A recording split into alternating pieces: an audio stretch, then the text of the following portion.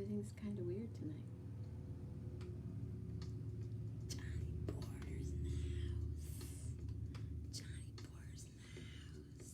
Johnny Porter's in the house. Hi, Julie. Hi, Gina. Gina Mammina. Hi, Johnny Border. I had some strange technical craziness tonight. Oh, I could have worn those earrings. Ah, you gardened in the sun. Wasn't that beautiful today? Wasn't that beautiful, beautiful, beautiful? Emily Clee. Oh, wow. Hi. Hi, hi, hi. Hey, hey, hey, hey, beautiful. Back at you. Haven't even... Hi, Jim. So you dance around your house. I've seen that video. A few different people have posted it. It's so cool. With the girls. Those girls, they can dance. Think about the things I've lost. Oh, I'm so happy for you, Julie. Not too many of those CDs were created. That's the only one that I had, but I wanted you to have it. And tomorrow night, cookie. Ooh, 2 more lemon seeds. Tech issues. Oh, dude.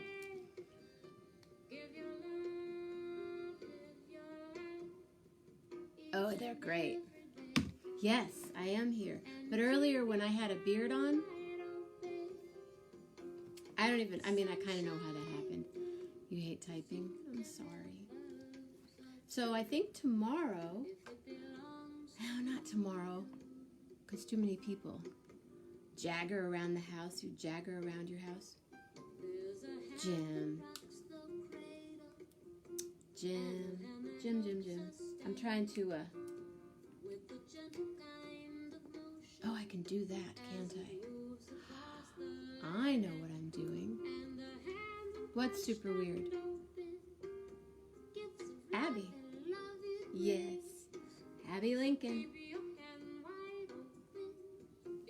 Needing anything. Nino. He's back. Oh, that's me.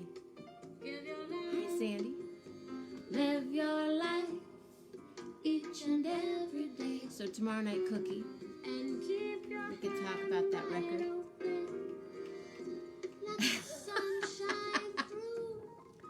Maji Day! Maji Day! Oh, I miss Maji Day. Super weird. Wasn't that crazy?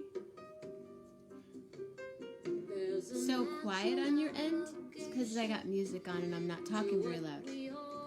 I get in trouble for not talking very loud. I bought a mic.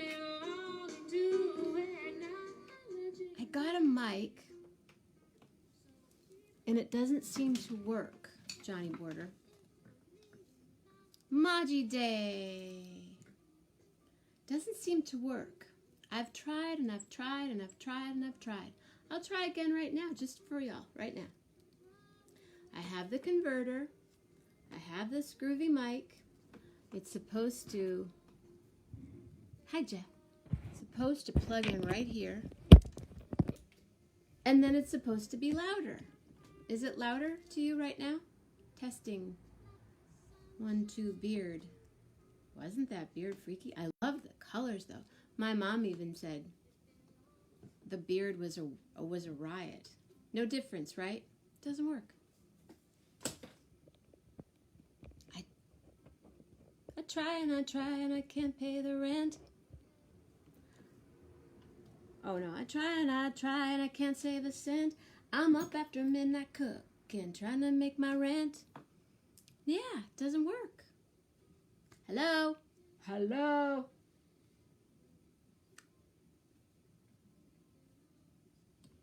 It's a fancy company and everything. Power DeWise. I'm not advertising it. I've called them. I've left emails. Nope. Nope. Nope. No app. Nope. You plug it in. You can hear Lillian, I'm sure. RP? Ask my tech person. I'm asking. Hello, tech people. RP, are you on Monday night?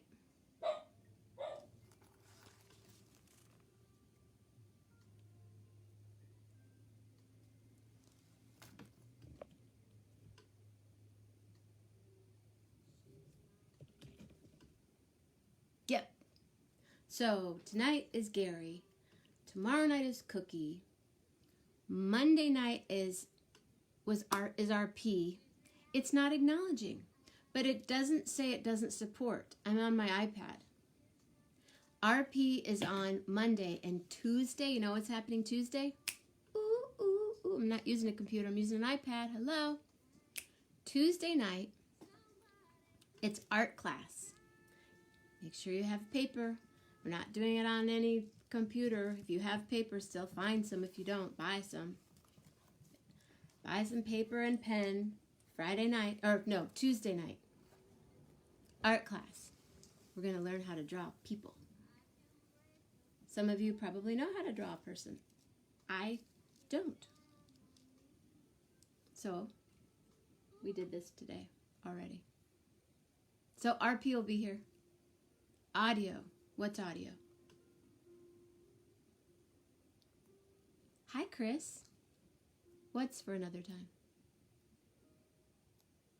Paper for days. Yes, yeah. Art class on Tuesday night. It's going to be really fun. Surprise guest. One of my favorites. Surprise, surprise, surprise, surprise. Audio settings. Well, I can't really do that now. I think I did try that.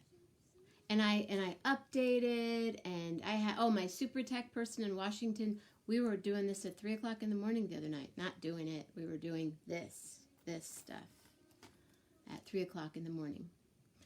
Maji Day on iPad. Well, if I go do that right now, I'll lose you. So I'll just talk really loud tonight. How's that? Can you hear me? Hi, Chris. Oh, it's already to the end of the record. Oh, I can't wait. Bill, your record is incredible. I love, love, love, love that CD. It's fabulous, you guys. Bill, what are you doing on Wednesday night? Bill, would you like to be my guest on Wednesday night? I already have other people for the weekend, but Wednesday would be super cool. Or Thursday. Your choice. I sound great? Gina said I sound great. So I'm just going to stay with that. I'll stay with the great. I'm setting up for Gary Lambert. Setting up my tripod. I've got my hats.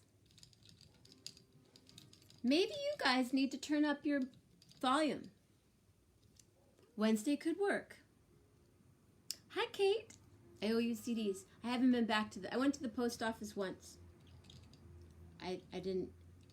They had social distancing, but there were too many people, and they're going, or I was like, dude.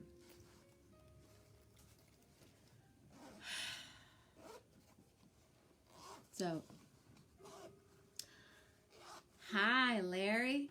Larry the hat. I got my hats. Ready. Turning off this. Maybe RP tomorrow we could talk about, we could do sound. Something. I'm not doing something right, but I know that it's not that wrong either. No hurry. Okay. I'm listening to Matt Rawlings play piano.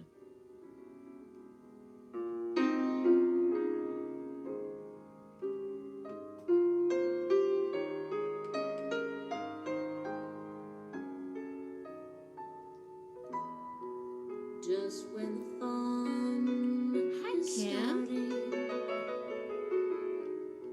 So interesting. Oh. could bring but let's be glad driver for download. what we've had. Y'all are getting too technical for me.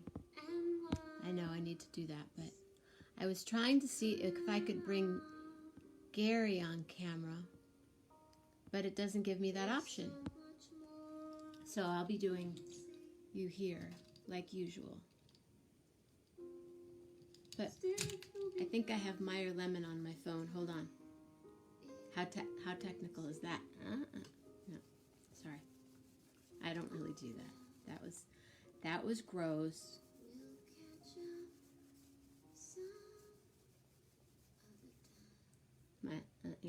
Like that. I have some groovy little cleaners, but not today. There's my tripod. It's trying. Let's see. I can lower this. And that will be Gary Lambert. Oh, he's a little crooked. Oh, man. I miss my candle holder. I just burned myself. Are you guys having fun tonight? Is it Saturday? Saturday, right? Gracie and I went to the beach today. We went to Warren Dunes, and we met one of my friends from Marianne. She was on the other day. And we walked at the beach. 10 feet. Nobody was socially distancing. There were like 30 people in a pod walking together, and I thought, am I being a little dramatic? I'm excited to be here tonight. I'm excited.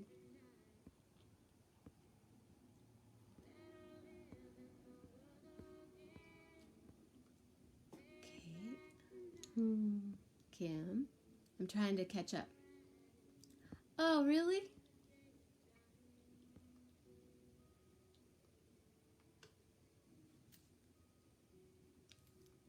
Which one? Oh, you mean the little... If I push this button down here, I like it this way. This is more fun. We can Oh, I go on Tuesdays usually. Chillin'. She's chillin'. Did you all just see that? I'll tell you that story another time. Tell you that story another time. It's not green on mine. I like this. Thank you. I'm done talking technical. Oh, I didn't mean to do that. I meant to FaceTime you.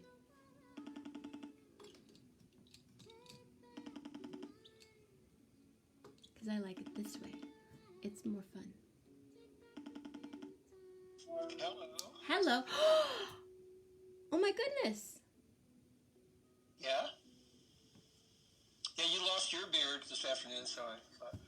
No, I didn't do it for that reason. It was actually... You just shaved your beard. I was amused when I saw you with the beard, and because yesterday I was getting ready to do my usual Friday So cool. webcast thing, and the decision I made was, spring was a little late getting here. Spring will be a little late this year. Beautiful song, by the way, but it was staying pretty cold here, and I decided that I would shave when it hit 75 degrees here, and it hit 85 yesterday. Yes, so. it did. Gone. The beard, and I'm not doing the hat changes today. It's just au natural. Well, Gary Lambert, you guys are going to see a different Gary than you've seen. You'll miss my rubber band. Oh, I know. I miss it. Was my Go Cup. I miss that too. Yeah, you're getting your whole presentation together. Nice. Hi, there I am. There's Gary, you guys, without a beard. Mm-hmm. Kind of. The light okay? Too bright? It's a little bright. Uh-huh. I don't know if I can control that at all from here, really. Let me see. I do have a dimmer on the ambient light here that might help. Here's my Go Cup.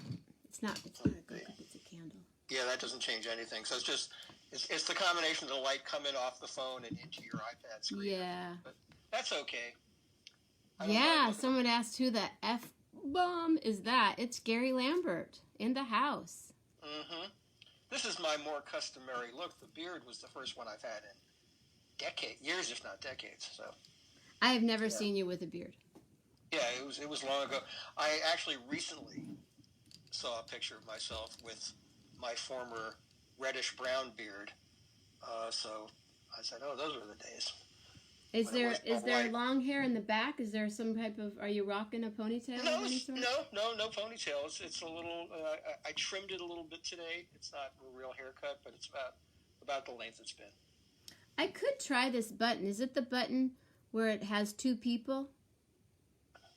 Let's see what happens if I do that.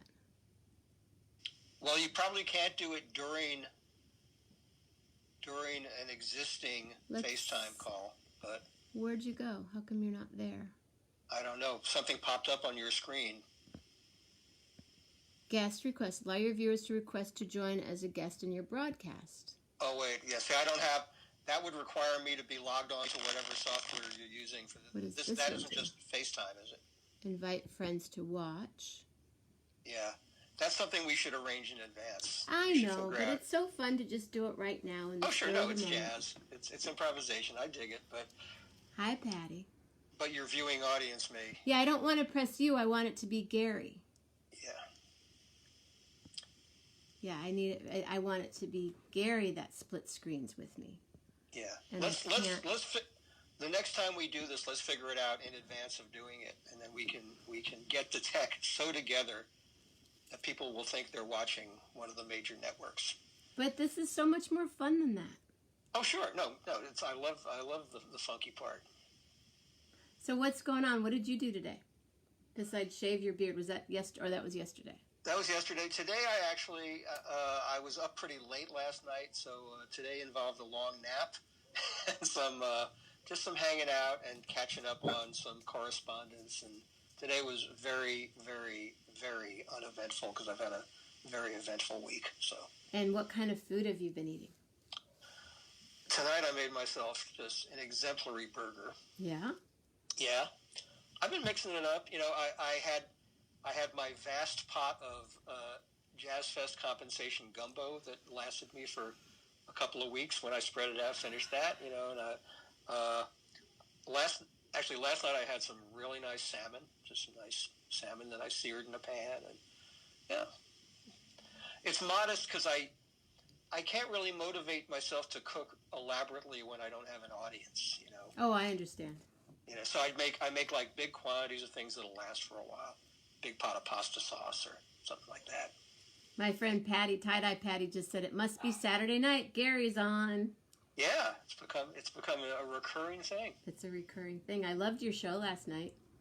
Last night was the most fun because we had Bradford, who's absolutely one of my favorite people on earth and so much fun to talk to. And there's always like a little bit of, like this under the surface, he's going to start the amiable trash talking thing. Like he loves to give me a hard time, just totally lovingly, and that's always enjoyable. So, but he was on his best behavior during the actual broadcast. He's wonderful. He's the best. My cousin Armando, I don't know if you've seen him on the show or not, Armando Ortega.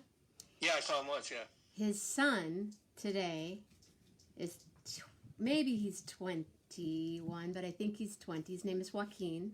Uh-huh. Came out with the Jerry handprint shirt. Oh, nice. And I thought, I said, are you rocking what I think you are? And he said, yeah, I'm a deadhead. And I went, honey, I got to take you to a show. I love that it's that generation is embraced it. Yeah, yeah, it's the intergenerational thing is just mind-boggling. I'm rocking my Katz's Delicatessen shirt, by the way. Rock it on. That's as rock and roll as it gets, as far as I'm concerned. I have tie-dye on, but you can't really tell. But I have it That's on. Subtle. So it's a subtle. It's Mexico tie-dye. Nice. It's not tie-dye patty. Tie-dye patty. Love tie-dye patties. Yeah. So, you're free to talk about anything you want, but I would love to hear about your parents. Yeah, well, we talked. We pretty much said we would do that, and a couple of our friends actually advertised it online. They posted things about Yes, that. they So did. yeah, Yes, they did. I'm Thank you, delighted Jeff. to talk about it. You know, they were my parents. They were my heroes. They were, you know, just the people who had everything to do with shaping me and my moral compass and my social consciousness and all that stuff. So yeah, Oh, where my to friend start? Jim has his Rock and Roll Hall of Fame T-shirt on. Very good, very good. So we're rocking it. Yeah. Where to start? Anywhere. Well, more than 100 years ago, which is pretty amazing in itself.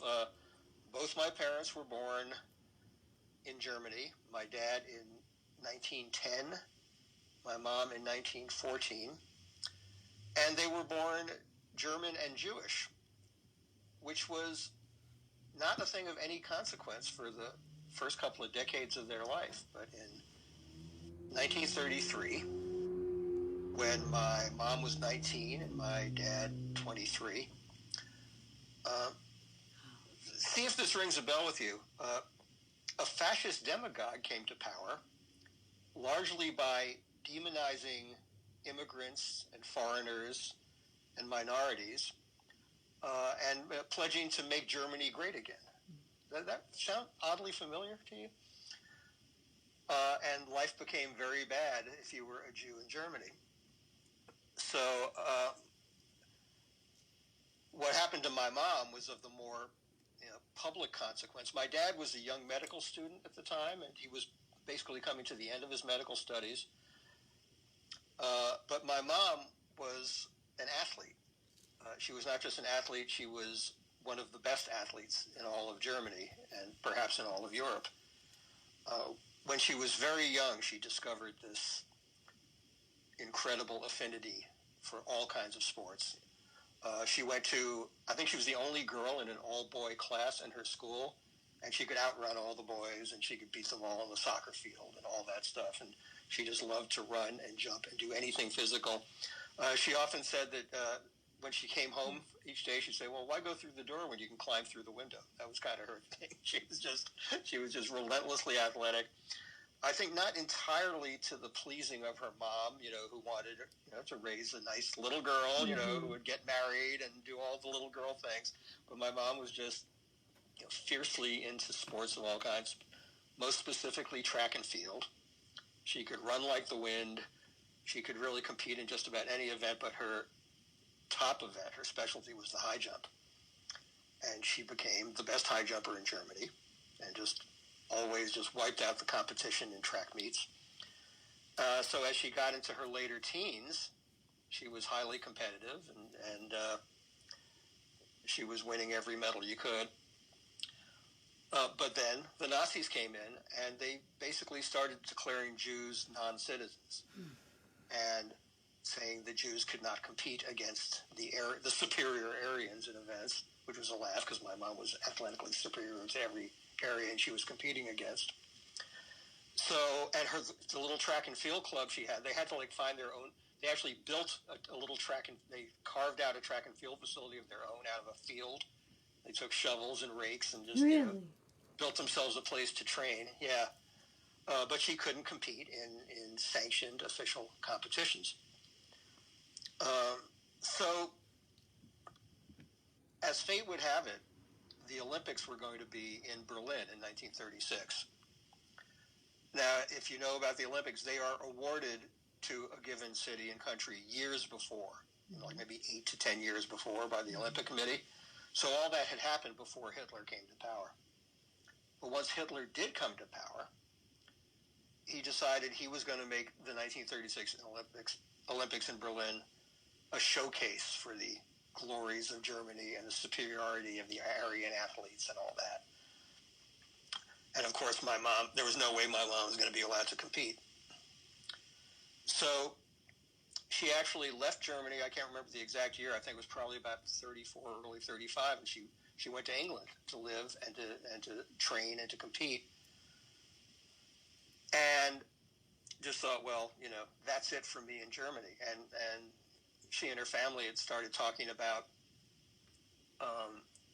maybe we should be getting out of here pretty soon. At that time, the crackdown hadn't happened yet. It was just, there was discrimination, but not the utter terror that happened later in the 1930s. So she was competing in England and doing fine there and winning track meets and all. And something interesting happened. The world started taking a look at what was going on in Germany and saying, well, maybe the Olympics shouldn't be in Berlin in 1936 at all. And nations started calling for a boycott of the Olympics. And, Hitler's whole plan to make this an incredible showcase for the greatness of Germany was in jeopardy. And there were some people in America who were very much against America participating at all. So what Hitler did was this. He basically ordered my mom's family to tell her to come home. I mean, Hitler's Minister of Sports or whatever said, Gretel Bergman, that was her name at the time, is directed to come back to Germany. And my mom didn't know what was going on at this point. Her father actually came to London and told her, look, you've got to come back or else there could be really bad consequences for the family. And what was happening was that Germany's response to this threat of a boycott or this threat of the Olympics being pulled out of Germany outright was to stage this elaborate charade that would put my mother right at the very center of it.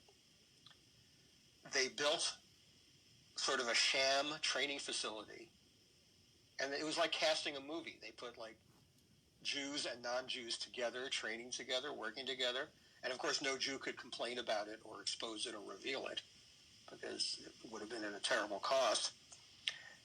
And well, even the Jews didn't know what was going on. They thought, oh, well, maybe they're letting us back in. Maybe the pressure from the world is making them respond. That was the thing of it. When Hitler first came to power, there was that, oh, this will blow over. It can't happen here. Right. There was that kind of thing.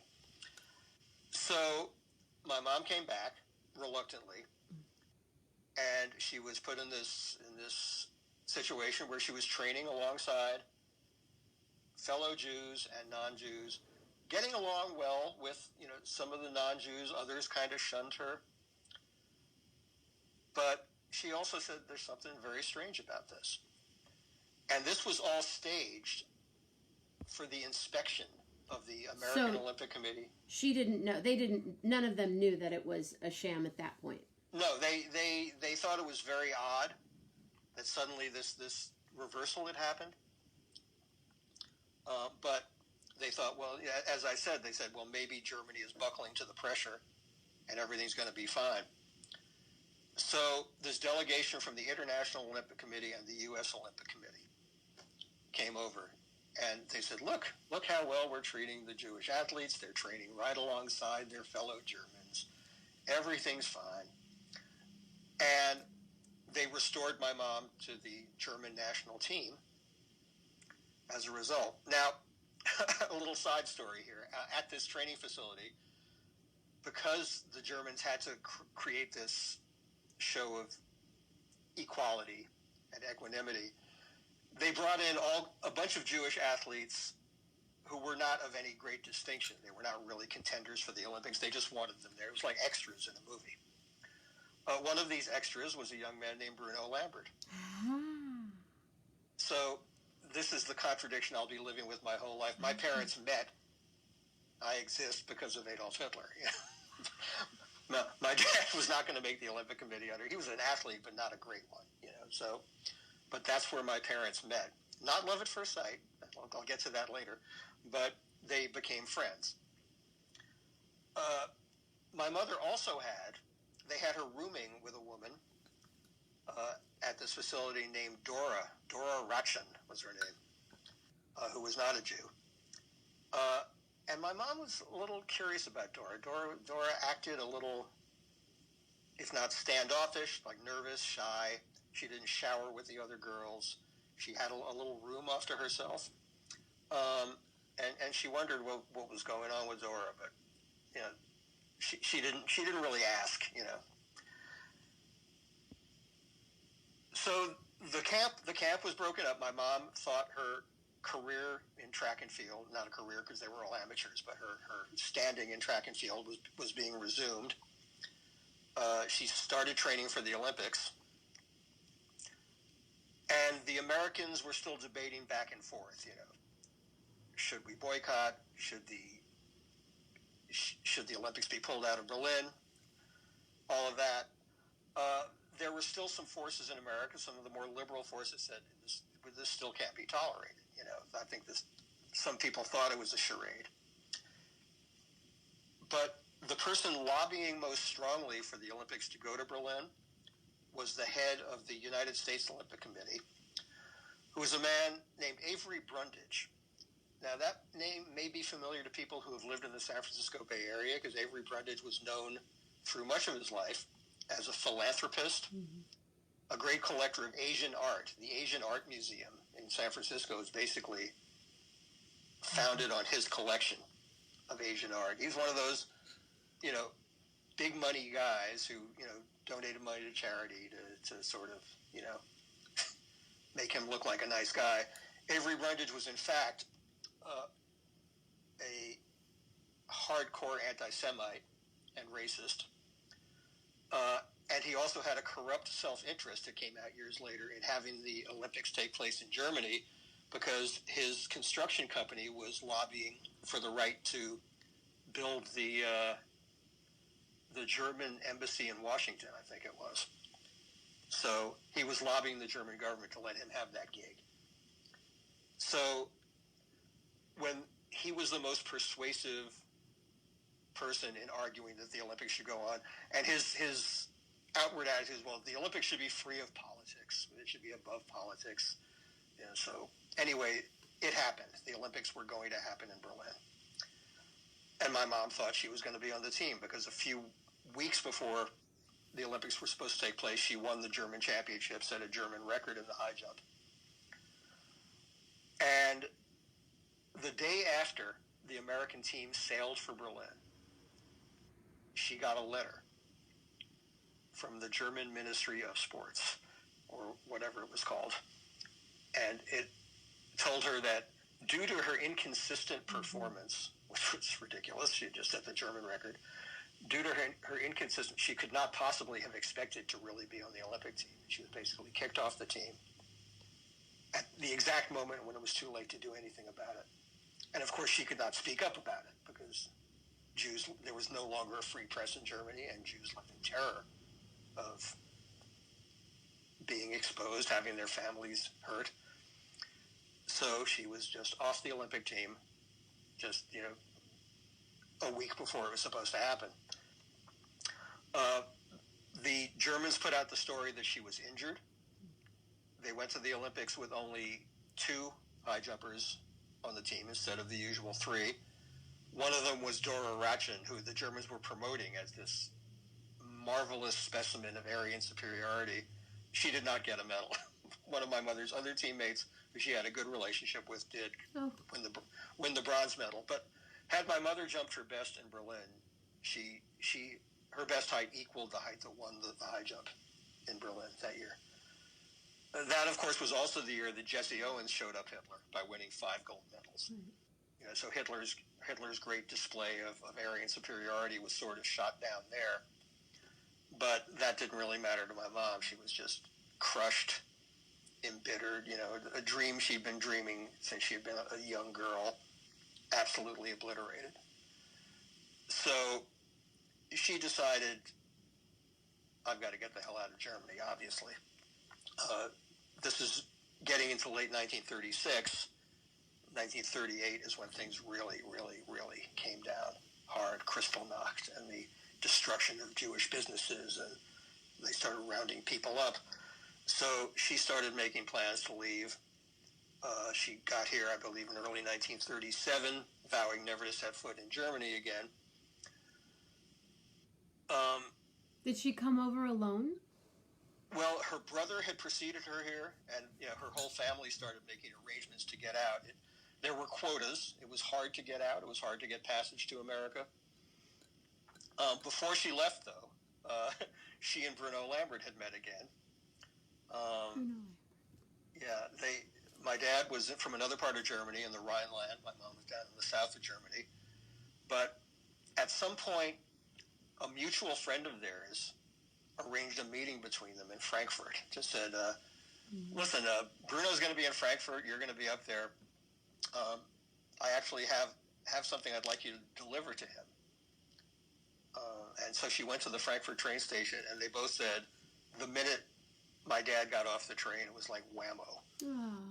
You know, love at second sight, I guess. Or they had been friendly, and they had both been in other relationships when they first met at that training facility. But they were they were together literally for life from that moment. They met each other's families. They knew they were going to be in love and married and all that. My dad was still wrapping up his medical studies. So my mom came here first after her brother had preceded her. She started trying to make arrangements for her parents and her younger brother to come. And she started competing in the United States. She won the American championship in the high jump 2 years in a row. And also, one of those years, she won the shot put, which is stunning because she was like 5'7" and about 115 pounds, and she beat like a 250-pound woman in the shot put, which Girl is like power. Yeah, she was fierce, you know. So I don't even know how she got Small into the girl shot. power. She just thought she'd try it out, and of course, she succeeded. And getting my father out was a little more. You know, it was getting later. The clock was ticking, and you know, the quotas were narrowing.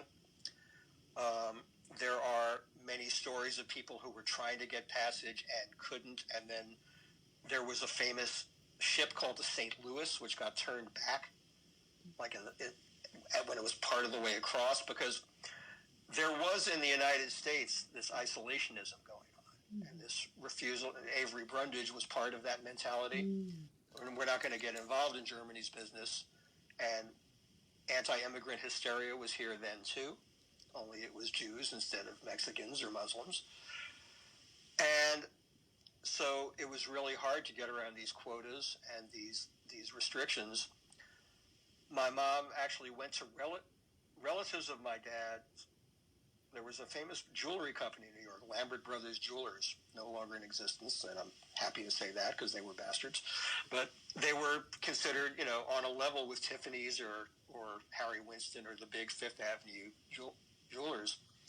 And my mom went to them to try to borrow some money to get my dad over here, and they refused. Because they were that kind of assimilated Jew that was like, I've got mine, you know. It's true, I think, in every ethnic group that there are people who kind of shun, you know, the ones, them that's got will get, you know. So getting my dad was able to get out. I think he was finishing his medical studies in Switzerland because he could no longer study in Germany. And his family just said, go, and we'll meet you there. Well, his parents never did meet him there. His parents had passage on a ship that did not ever sail, and they died in the camps. 30 of my dad's relatives died in the camps. My mom's family, my dad's siblings actually had this. That's a whole other fascinating story. There was this whole group of German Jews who got to America in this very circuitous way that involved some of them living in Shanghai for a year. And that's, if you look up German Jews Shanghai, you'll get a whole other, an incredible story, yeah. So they made it over, but my dad's parents didn't. My dad's many cousins, you know, and uncles and aunts didn't. And he was haunted by that for the rest of his life, but he made it here. And he and my mom got married in 1938, very shortly after he got here. And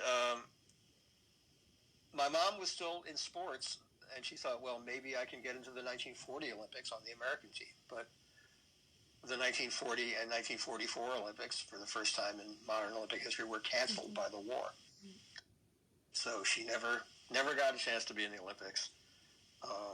and just, settled into a life here. They both had to deal with all kinds of obstacles once they got. I mean, America was still getting out of the Depression when they got here. Did they stay? Did they go to Queens from there? Is that? No, they actually first lived in Manhattan.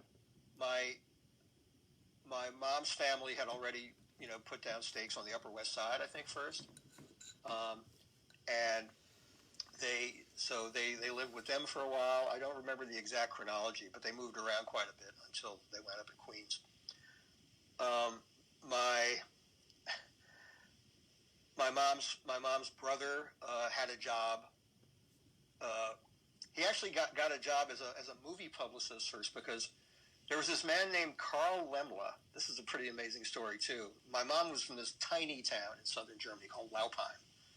I think there were maybe 8,000 people there. But one of his most distinguished citizens was this man named Karl Lemla, who was one of the founders of Hollywood. He came to America years earlier, I think 1910, 1912, something like that, and he founded Universal Pictures. And he became this incredible benefactor to Jews, provided some of the money for them to get out of Germany, provided support for them when they got here, and he helped my uncle get his first job. So by the time my mom got here, my uncle was kind of established, and he was able to put her up. Both my mom and dad took any job they could get. My dad was finding an internship in a hospital, but he painted houses. He painted the ballroom at I think the Astor Hotel or something like that. Just all kinds of jobs. And my mom worked as a massage therapist, and like a receptionist, all kinds of the usual odd jobs, because jobs were hard to come by until my dad could set himself up in medicine. But before my dad actually started a medical practice, the day he became an American citizen, which I think was 1943, he enlisted in the Army and went back to liberate Europe. And was in the medical corps, but is also like in very harrowing conditions, and almost got killed once and won a Bronze Star. And so, he just, what a hero, that's what he had to do, was, show his gratitude by enlisting and also trying to crush fascism. So he did that. he went off and crushed fascism, and he came back, and then they started a life together, and my brother was born in 1947. My dad got set up in business in medicine. He had the same practice in this part of Queens called Ridgewood, which is right on the border of Brooklyn and Queens, for more than 40 years. And he became like your total last of a breed doctor. By the time he retired, he really was the last of a breed. Still making house calls.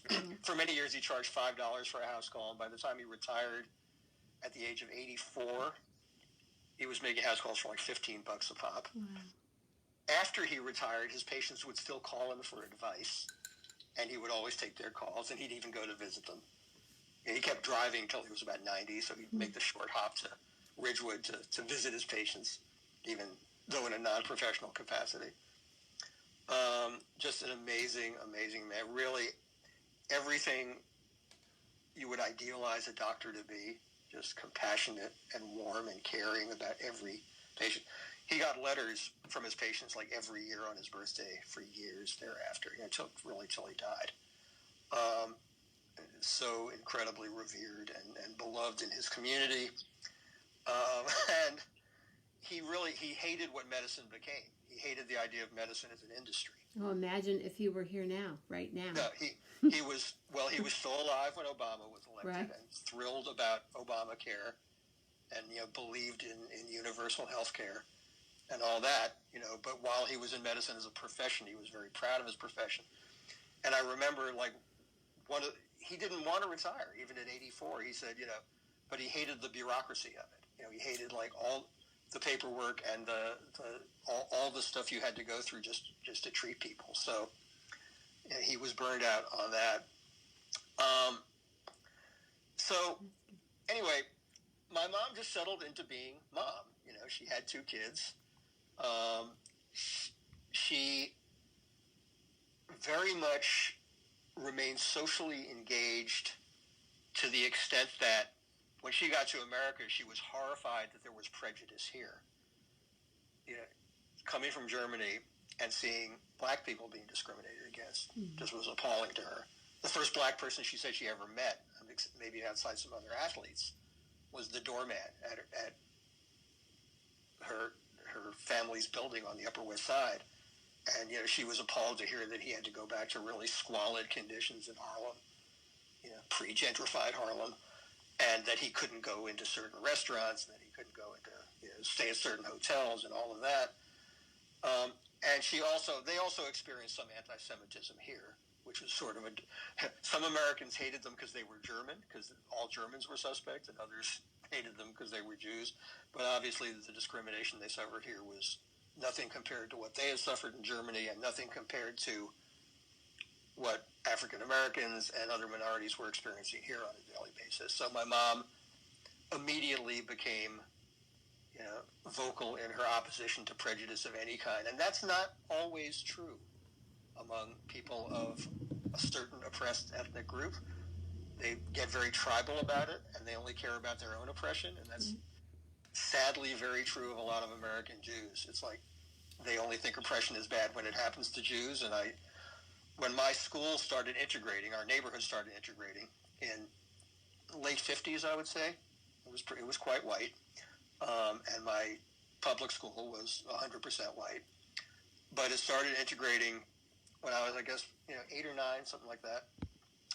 And you would hear our Jewish neighbors and friends start to complain about the Schwarzes coming in. They're going to ruin everything. There goes the neighborhood. And my mom went off on them so fiercely. You know, she would say, how can a Jew of all people say anything like that? How can a Jew be prejudiced in any way after what we've been through? You know, our suffering is not any more special than anyone else's suffering. And I was so proud of her for that. And that made me who I am, you know, so much in terms of, you know, my attitudes and my social consciousness. My first involvement in activism was through the Civil Rights Movement, you know, when I was like 13. You know, I went to a Pete Seeger benefit for the Congress of Racial Equality.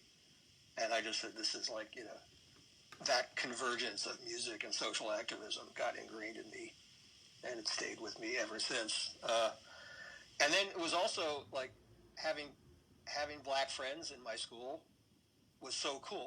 It was like they were great to hang out with. My mom was the first to invite like our neighbors and my schoolmates to our house for my birthday parties and stuff like that. Oh, I didn't get invited to birthday parties. Yeah. Well, I was lucky to, you know, I was a little too brown for birthday parties in St. Joe, Michigan. It was blonde and very white. And, wow. Yeah. Well, I was lucky to have my mom, you know, be a pioneer in that field here, you know, and I got invited to the parties of my African American friends. There's a neighborhood. Oh, I went to those. Yeah, right. There's a neighborhood not far from here called St. Albans, which is attached. Sure. Within Jamaica, Queens. St. Albans was a slightly more upper middle class black neighborhood. And I went to my friend Byron Jones's birthday party, and we were hanging out on the front lawn and looked across the street, and there waving to the kids was Count Basie. And I said, okay, yeah, this is the world I want. This is where it starts. I already knew who Count Basie was when I was like 10 or 11 or whatever I was at that point, wearing his little yachtsman's cap like he always did. And, I have one of those. And St. Albans was like a neighborhood where I think Train lived here for a while. Ella Fitzgerald lived in St. Albans. It was like 5 minutes from my house. You know, I brought hats tonight to see you. Yeah, I decided to go hatless. Since I went beardless, I decided to, you know, go hatless too. May I ask you one question? Sure. Jim, my friend Jim Chang, were you at all ever pressured to go and to follow the footsteps of your father? It was never pressure. I think he maybe hoped for that more from my brother, because my brother was more adept in science in school. Mm-hmm. But, you know, he sometimes said, I wish you had become a doctor, but there was never pressure in that regard. And he knew I was into weirder, more creative, more, you know. Yay for the weird and more creative. Yeah. I mean, my parents were not entirely undismayed by my less than diligent application to my studies, but they were never telling me who to be or what to be. They were incredibly tolerant, indulgent of my later rock and roll proclivities. I felt so supported and so loved. We had some political conflict. One thing about my parents is because they came to America, they weren't blind to America's failures, but when Vietnam was happening, it was kind of inconceivable to them that America could be the bad guys in a war, given the background of World War II. They later came around to understand that Vietnam was a fiasco. But when I first started demonstrating against the war, they were, I think, a little, there was some friction between us. It was not all out, yelling and screaming, but there was friction. And, they were worried about drugs and weed and acid and all that stuff, but I was pretty discreet about that. So, we didn't have the big screaming parent-child fights that a lot of my contemporaries did. A lot of my contemporaries very much envied my relationship with my parents.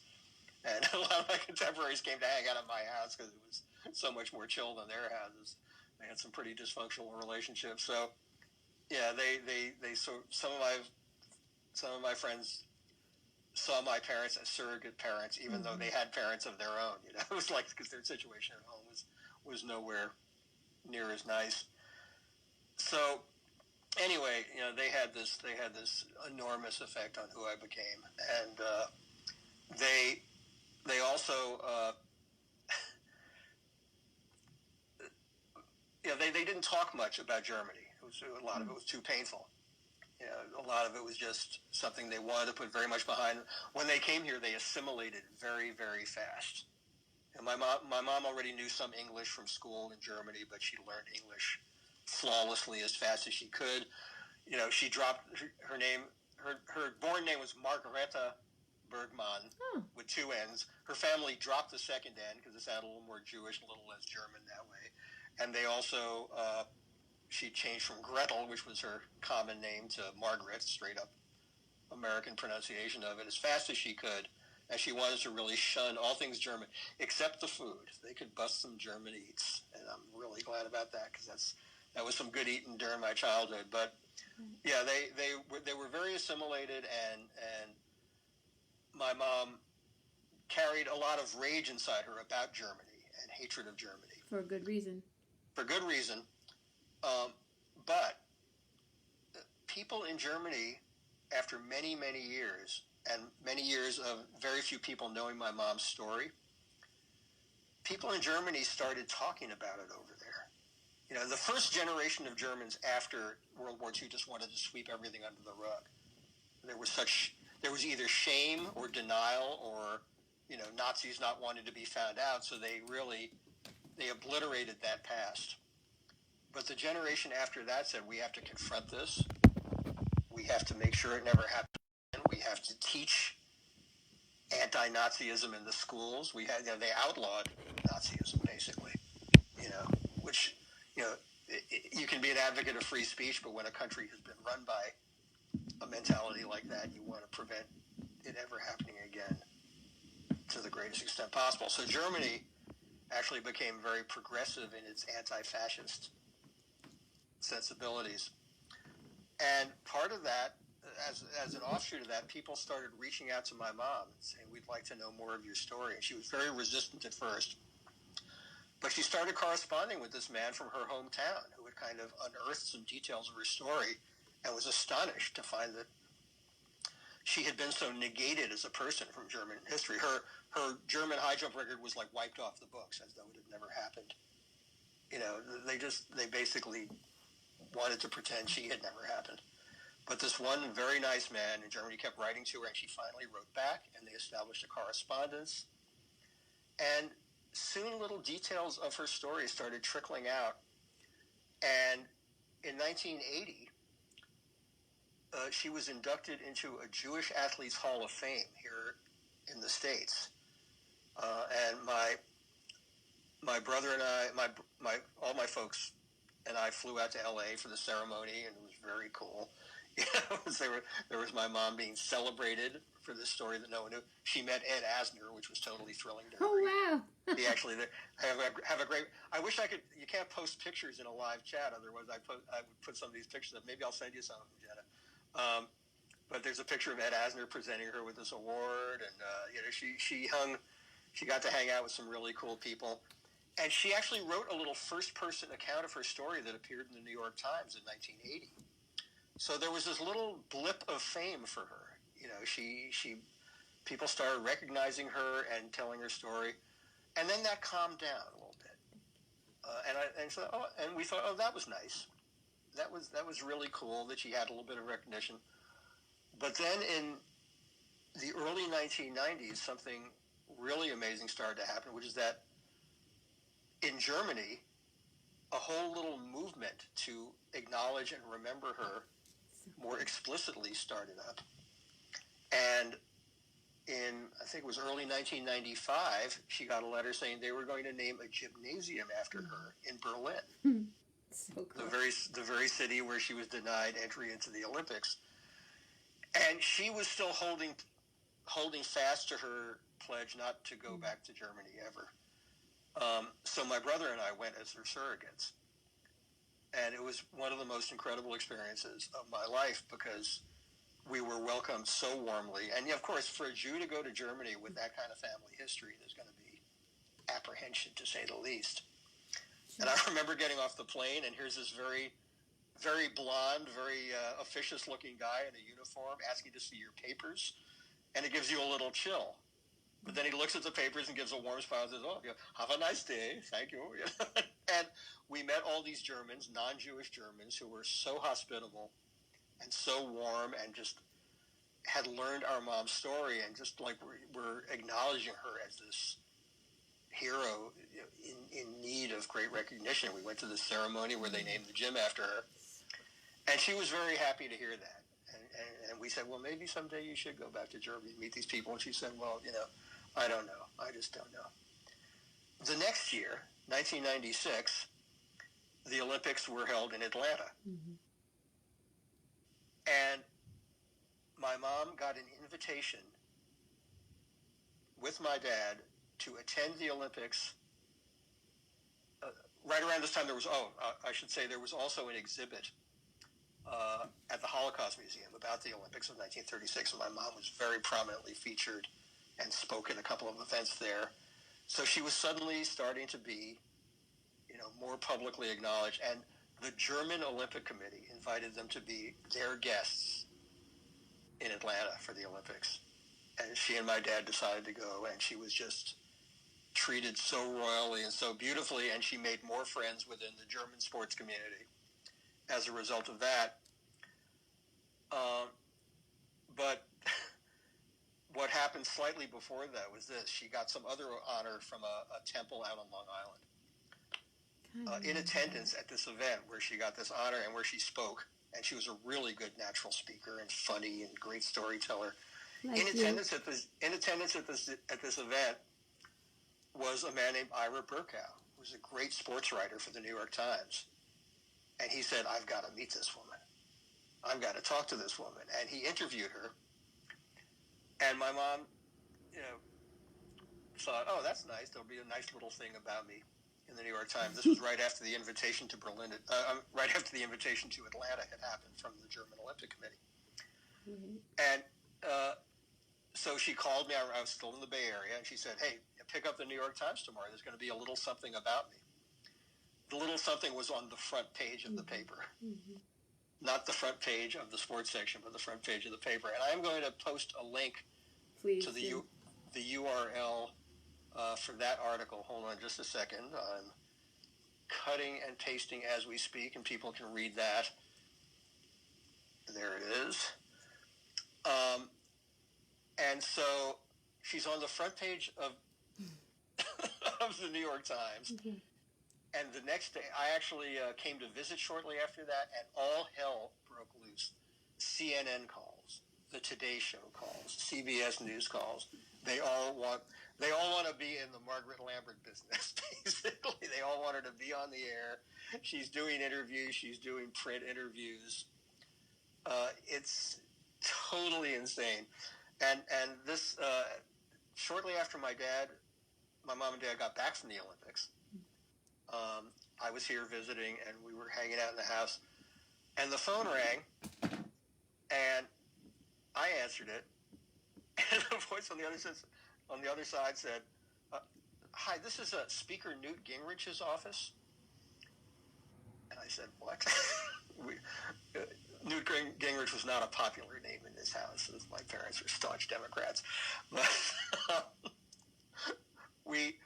I said, "Listen, we're going to have to call you back. Can we call you back?" Can we call Newt back later? Right, we'll have to call Newt back. I hang up the phone. I say, "That was Newt Gingrich's office." And my mother just bursts into hysterical laughter and thinks this has got to be a joke. And I called back and get connected. It's obviously the House of Representatives. I get connected to Speaker Gingrich's office. Turned out the then new Prime Minister of Israel, Benjamin Netanyahu, also not a fan, was coming to address a joint session of Congress. And Speaker Gingrich wanted my mom to be his guests in the guest gallery in the House of Representatives. So we say, well, we'll have to see if we can make arrangements for my mom to come. We hang up, and I say, oh my God, can we do this? Can you be in the same room as Newt Gingrich? And she said, well, it's pretty cool to go to a joint session of Congress. Do you want to do this? And I said, I have an idea. I have a friend who is like basically Al Gore's wingman. Al Gore is like right hand, the guy who coordinates all of Al Gore's travel and public opinion appearances and all that. Let me give Dennis a call. Didn't you go to school with him? No. He's someone I met through the Grateful Dead scene, as a matter of fact. Dennis Alpert. By the way, a cousin of Richard Alpert, who later became Baba Ramdas, but that's a whole other tangent.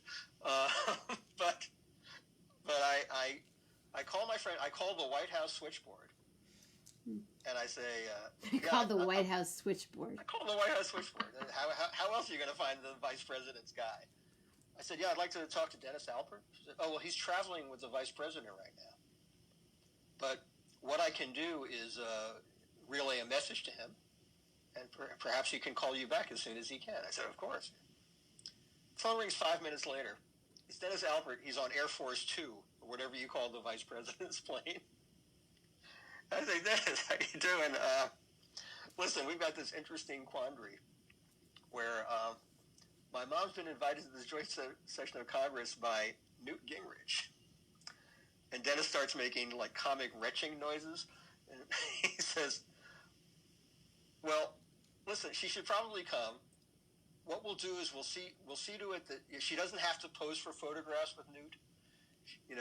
She can say hello to him and then, have nothing more to do with him. And I'll get her some FaceTime with the Veep.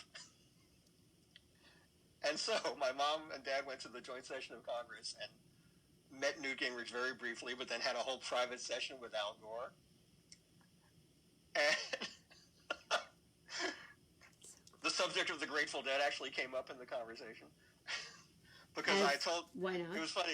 I had told my dad that about this whole circumstance with Dennis being a deadhead and all that. So when he met Al Gore, the first thing my dad said, "Oh, I understand you like the Grateful Dead. My son works for them." So there are my folks in the vice president. There are my folks in the vice president of the United States talking Grateful Dead. Why the hell not? So anyway,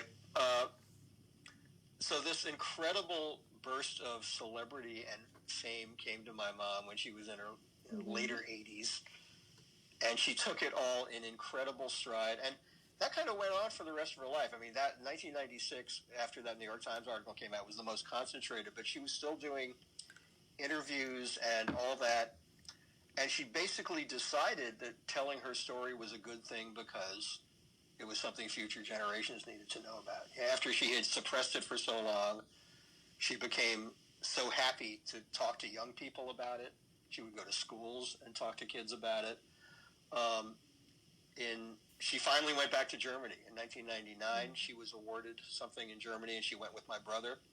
And then in 2003, a film company that was working with HBO made a documentary about her, which unfortunately is not widely available. It showed a few times on HBO, but it's not it never came out on DVD. It's not in general circulation. But it got nominated for a Sports Emmy Award. It's called Hitler's Pawn, if you ever get a chance to see it. It occasionally pops up in the HBO rotation again, or at least it did a couple of years ago, I remember. But I went to Germany with her in 2003 for that trip, and first spent a few days in Berlin with her, and then went to Frankfurt, and then to her hometown, which was an amazing experience. Where she is now regarded as a hero, and they named an athletic field after her in her hometown. That's in addition to the gym in Laupheim, and there's a whole school named after her in another town. And one of the old streets near the Berlin Olympic Stadium, they took off the name of some old Nazi and put her name on it instead, which I think was a great triumph. So she was so honored in her later years, and again, her story is taught in Germany. She wrote a short memoir, which the Holocaust Museum published, or a company connected with the Holocaust Museum, called By Leaps and Bounds, out of print, but maybe you can find it on eBay or something like that. So if you want to know more of her story, I've got a couple more links that I'll post. Her obit from the Times is up there, and a little story about the HBO documentary. So I'll keep posting links so people can find more stuff about her. She and my dad were both just the most amazing people. I was so privileged. I still just wonder what I did to deserve being born into that family, because I don't know what I would have been. You chose well.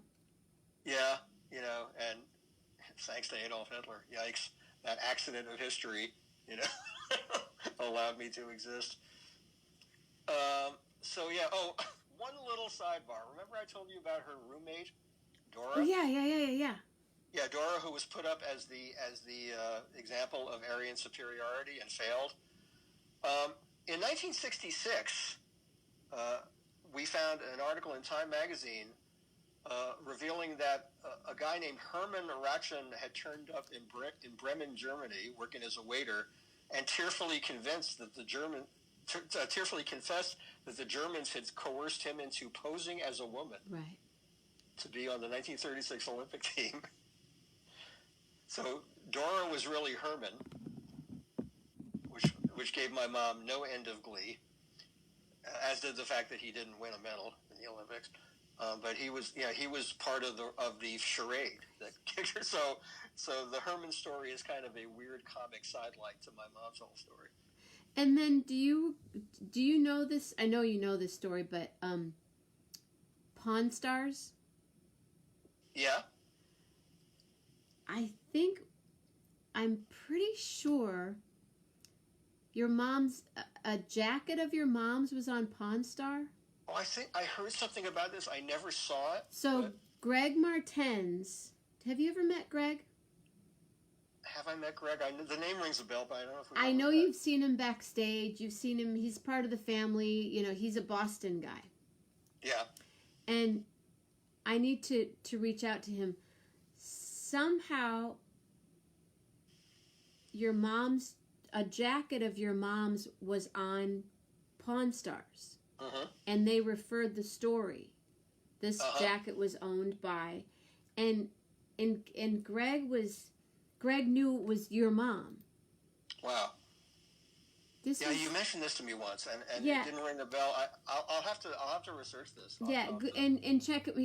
Friend him on Facebook, or I'll connect you guys. Greg Martens. Okay. Like last time I was in Manhattan, he was there and messaged me and said, "Meet me at this cafe. I'm sitting with Robert Plant." Oh, remember you told me about that. Yeah. I think I met you for lunch that day. Hi, Frank Martin. But it definitely, and it was it was a story that they continued on to the next show or something. So I'm sure it's easy to find, but I'll look it up. Yeah, it's amazing where little references to her pop up every now and then. There was also a German film that was not too successful called Berlin 36, which was a kind of fictionalized telling of my mom's story. They didn't have the rights to everyone's story, so they changed some names. The Dora Ratchin character was highly That's crazy. was highly altered. But a wonderful young German actress named Carolyn Herfurth, who bore no resemblance to my mom, played the role of her, and actually came over her to meet her and sort of study her to get into playing the role. The film wasn't great. It was a little soap opera-y, but I'm glad it was made. You know, and it's never been released here. It was just for the German market. But it's been astonishing, just you know, seeing this second life she had, this second fame, and my dad was just so incredibly proud to be her second banana a lot of the time. But did they stay in Atlanta for the all of the Olympics? Were they there though? I don't know. Jim, were you there then? I did not go there, no. But they were kind of, they went to a lot of the track and field stuff, and they saw the incredible opening ceremonies where Muhammad Ali came out, with his Parkinson's and like holding the torch to light, the thing. That was quite amazing. But the champ. And they lived out their life here. This was, one of the great joys of my life was I came back here to help care for them when they wanted to finish their lives in this house that they bought in 1955. And never ever would have had one put the other in a nursing home or anything like that. So, my greatest privilege was coming back here and helping them to facilitate that by caring for them. But it was like a gift to me because I got, So I got the last. I mean, I thought it would be a fairly short-term thing because when I came back here, my mom was almost 90. My dad was, in his 90s, and it wound up being the last 10 years of his life and the last 13 plus of hers. So because they both made it to 103. So that's, that was just the greatest gift I ever could have gotten, was spending those years with them. And you're in their home. You're in the home you grew up in. I'm in the home, maybe not for long. Where my brother and I are figuring that out. I don't think I can afford to maintain it on my own, and selling it might be financially the best thing for me. I would love to live out the rest of my life in this house, but if it isn't to be, it isn't to be. And obviously, my parents had to move around so much and had so much hardship in their life that selling a house and getting a few $100,000 for it is not suffering on my part. It'll be, it'll just be the next chapter. Where would you possibly go then? At that point? I would prefer to stay in New York or in the area. I might not be able to afford anything in the city at this point. You like Brooklyn, I know.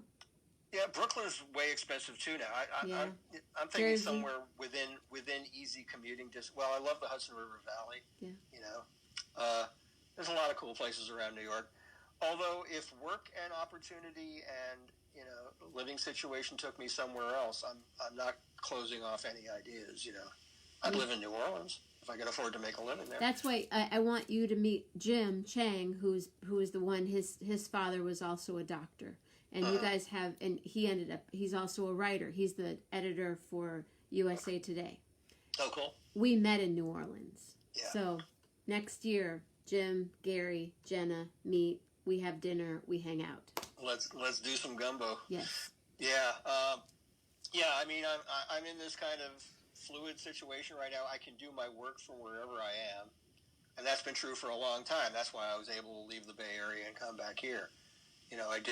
I continued to do a lot of the same work I was doing there, but just from here, and I have all the advantages of being in New York and being in this incredible artistic and musical community, and I'd love to retain that. That's a big reason for wanting to stay here. It's I'm so connected to so many people here, as you well know. Yes. Yeah. Amazing, talented, incredible, fun people. Yeah, and it was like my Bay Area community proved portable. All those people came here, so it was like I didn't lose that much. I can still go to the Bay Area and visit, and I still have so many of my Bay Area homies here, and I'm very fortunate. I've had an incredibly fortunate life, as this story, I'm sure, revealed to some extent. And you're so giving of your time as a person, and as, we've known each other for over 20 years, and I always feel, I mean, close to 30, but I feel a brotherly connection with you that Well, I don't feel with. I feel it with people, but you and I have, you know, you knew my brother, and yeah. and you included us in your dream, and I'm forever grateful to that, and I'm forever grateful for everything we've done up to this point. We're very blessed to have each other in our lives, and you know the thing, whatever giving qualities I have, totally instilled in me by my parents. They're just their generosity in every aspect was just remarkable. And as I said, the social consciousness they instilled in me is, you know, just utterly essential to who I am. One of the things I was proudest of about my mom, and also sort of one of the ways I gauged, she still had it quite together, I would say, until maybe the last year of her life. She took a decline in terms of cognition and all that. But even after that, I knew she still had it pretty well together when every time Donald Trump came on the TV, she said, "That asshole! How did that asshole get in?" And yeah, she was by that point almost 103. So yeah. Well, I love that you shared this story with us, and now more people can share it as well, and you have more connections with people. Yeah, well, check. You know, I hope people check out those links. If you can find a copy of her book by leaps and bounds, she wrote it beautifully. You know, it was like a very quick thing. The Holocaust Museum had this little publishing wing that asked for a memoir from her, and Did you help her with it? Were you editing? Were you? I kind of put eyes on it, and you know, like helped her sort of trim things a bit. But it was entirely written by her. You know, and my brother and I have talked about revisiting it and maybe expanding it. You know, telling the rest of her story. It was published, I think, around the year 2000 or a little after that. So there were still like several years of her story left. We might try to do something with it. We'll see. I think that's a wonderful idea. Yeah. Anyway. Gary Lambert. One more Saturday night with Gary Lambert, and you'll have a good time reading what people are saying. I didn't want to interject into that. I was glancing. I was glancing at the flow of the commentary, and very, very, very touched by the kindness and generosity of people's thoughts. Yeah, I love sharing the story. I love sharing her life. The greatest, you know, when I got onto Facebook, she had no idea, you know, about dealing with the internet. She had a computer and she, you know, wrote email and stuff like that, but she didn't know from a Facebook. but every birthday, like I'd like post a little birthday wish to her, and the responses I would get would like so far outweigh the responses would get to anything in my life. With like, you know, 383 likes, you know, and like hundreds of comments. Tell your mom, you know, happy birthday, we love her. People who had never met her, you know, and I would show her, and I just say, Mom, all these people are wishing you happy birthday, and she said, well, I don't know them, but I love them. so that this community has always like been a fan, you know. If you are on my page, you can find, you know, like things I posted about her, and the response is always just so beautiful and so heartwarming. I feel I have fun with my mom.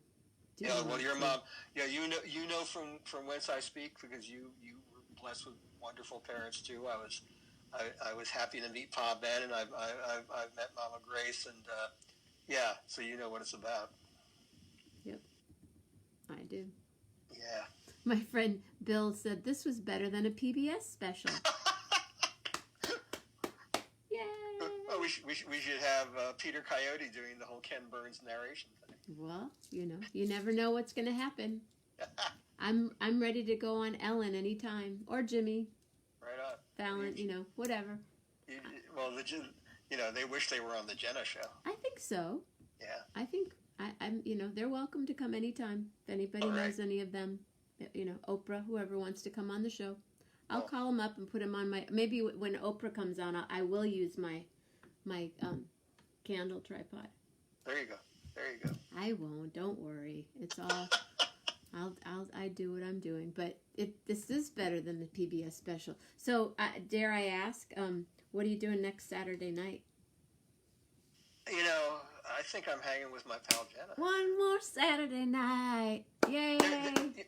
Gary's back. There may be a time to work in a break, where you can get some other people in, because you know so many amazing people, and I don't want to wear out my welcome or run out of stories to tell. It's your Saturday night. All right, but let's do next Saturday, and then we'll keep coming up with things. Okay, because I do have hats. I had hats ready for tonight. Yeah. Because then we could take a summer break like TV shows do, and then come back, or we'll figure it out. I'm not taking a summer, but Jim just said no pledge breaks. No pledge breaks. No. Well, actually, if anyone feels like donating, I do have an what do you call it? A Venmo page and a PayPal page, and I'm on Patreon. And also, buy Jenna's music. Buy my awesome. Music. I have lots of music. Buy CDs. If you still have a CD player, I do. I have lots of CDs for sale. And I have my salve for sale if anybody wants. I have my, my facial stuff. Carolyn Brandy just came on. Hi. Bob Roden is here. So we have Nashville, Oakland,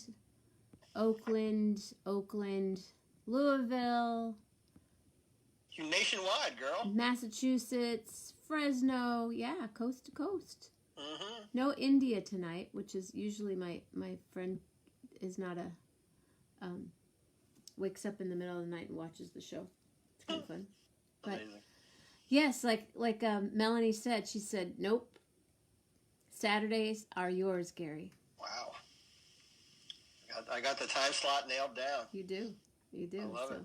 But I know there will be Saturday nights where sooner than later you'll be on tour again and doing all your stuff. And that's true. Well, then of course you will be too. So maybe 11:11 will go on hiatus. When the world is back to normal. But this should become a recurring thing, even when the world is as normal as it's going to get. Well, that's my plan, because if it is happening during a gig, then it's the gig. Right. Yeah, that's right. Right. You have done the live things right from the gig, and you can do it from the hotel room on the road or wherever. So yeah, you'll keep it going. I just have to get the other platforms happening. Yeah. But I'm learning. Every day something different happens. Oh, I need to direct this way, and I need to have the tripod here, and then if it gets more dramatic, I bring it up. I'm the camera girl. Yeah. No, but thank you for what an incredible story and lives that they had, and I'm grateful. But I haven't ever met your brother. I'm surprised. Yeah, well, we've been to shows together and stuff, but I guess it was just a matter of timing. Well, he came to Paradise Waits. Are you sure you didn't meet him there? Maybe at least briefly. Maybe backstage. That's a long time ago. Backstage. Was that been 30? No, that's been like 20. 25. Yeah, it was 1995.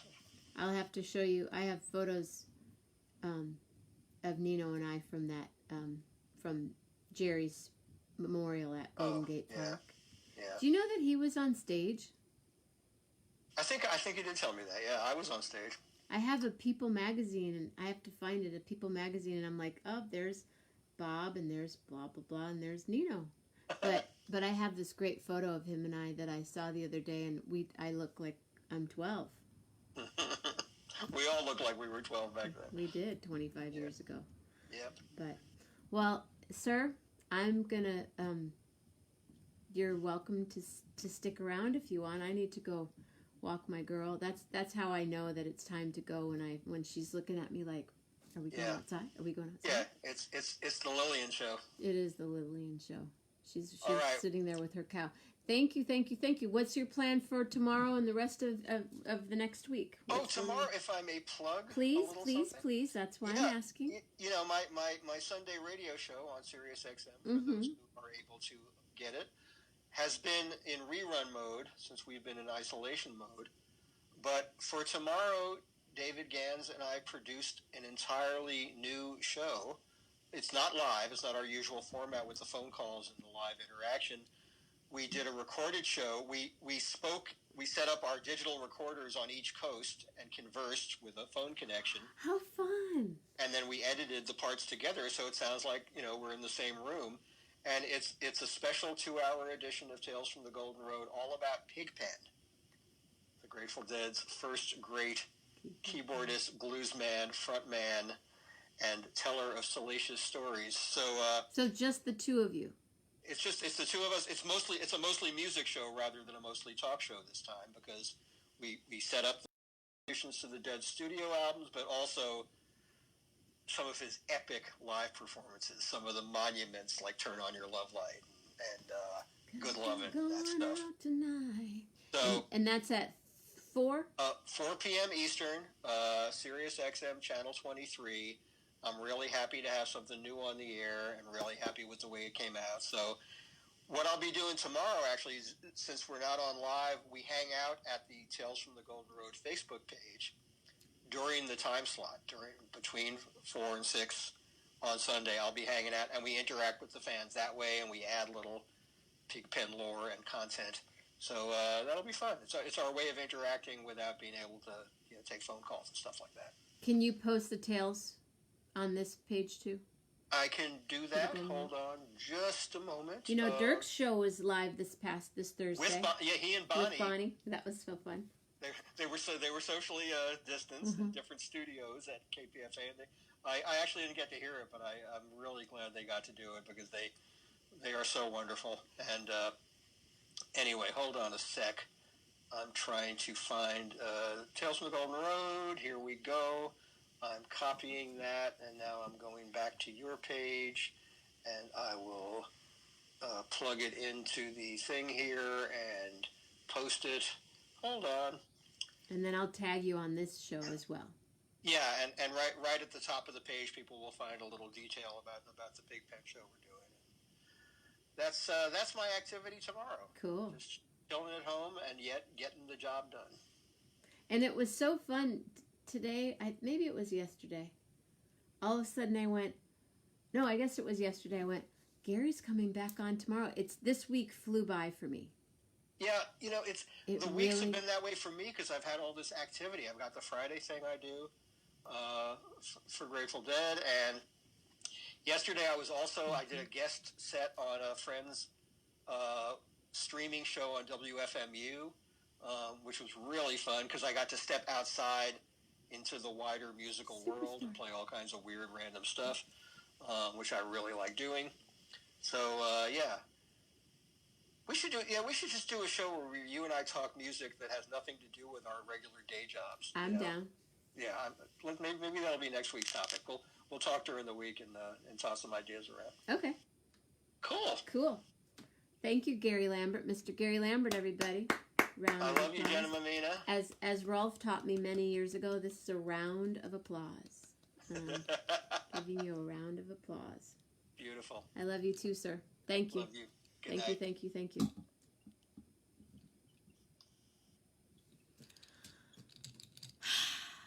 Wasn't that fun? I knew it was going to be great. I knew. Because I knew the story. And everybody's like, oh my gosh, this is a great story. And I'm like, you haven't heard anything yet. Oh, this is incredible. I'm like, you haven't heard anything yet. It's going to keep on till 103. 103. Yeah. Yep. Incredible. That was really fun. Thank you, guys and gals, guys and dolls. Now what? Where's the party? Where are we going to go now? I'm like ready to go. That's right. I have all this light on me, so then, I'm like, and then I get to do this, and then I sit there and go, okay, I probably will. I'm going to take her, and then I'm going to come back and do some yoga and maybe watch some Dead to Me. I have to write a song. I need to write a new song. I wrote one last week. Thank you, Gary Lambert. I don't know if Mama Grace is still here. We need a nightcap. I know. have some tea. I could get my magnesium. That's my nightcap, my column. Well, thank you. Tomorrow morning, if somebody wants to pop on, they're welcome to pop on. And tomorrow evening, 11:11 with Jenna, Cookie Marenko. Cookie Marenko. I'm excited. And then Monday is RP. And Tuesday is Phyllis. And Wednesday is Bill. And next weekend I have some fun stuff going on. It's still a little bit, people are like, yeah, I could do your show sometime. Yeah, well, how about, yeah. But again, every single one of you is invited. Jeff, this morning, that was fun. Thank you.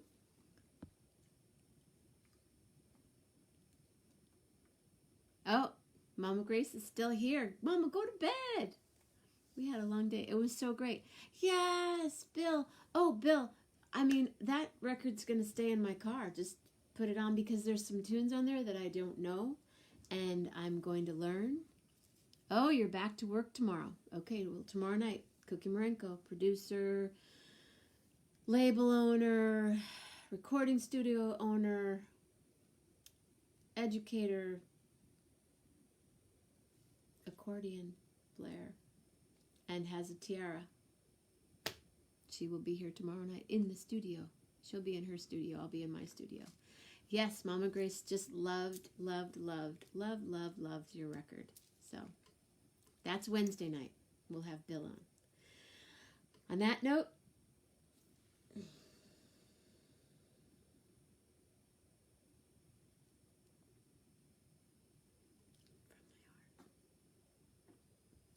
good night. Good night, Mama Grace. Good night. Good morning. Do I have a list of available CDs? I have all my CDs available except for just a little bit. I think I have, I'm pretty sure I have every single one of them. Bill just got every single one of them in the mail. I just sent it off the other day. And Jim ordered some, and Kate ordered some, and thank you. Makes a difference.